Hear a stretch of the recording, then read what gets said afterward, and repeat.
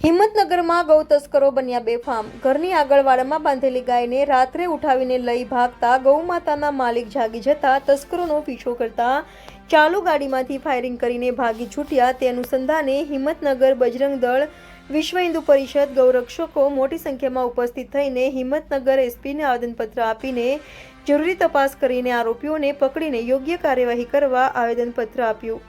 Reporter Ghanshyamsinh Parmar, Gujarat crime news, Himmatnagar.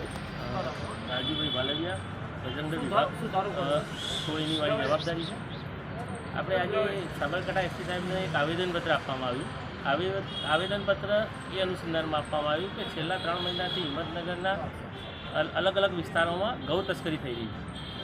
મોડાસાથી આવીને ગાડીઓ જાહેર રસ્તાઓ ઉપરથી ગાય માતાને ગાડીમાં ઉઠાવીને જઈ રહી છે। એનું બજરંગ દળ તથા ગૌરક્ષકો દ્વારા 3 મહિનાથી નિરીક્ષણ કરી દેવામાં આવે છે અને 1-2 વાર એમને રોકવાનો પ્રયાસ કરવામાં આવ્યો ત્યારે ગાડીઓએ કાર્યકર્તાના ઉપર બાઇકો ઉપર ગાડી નાખી અને 2 દિવસ ગઈકાલ રાતે એક ગાડી ઇનોવા જે 23 નંબરની કંઈ નંબર પ્લેટ હતી એ ગાડીમાં રાતે 1 વાગે સમથિંગ હિંમતનગરના મહાવીનગર આપણે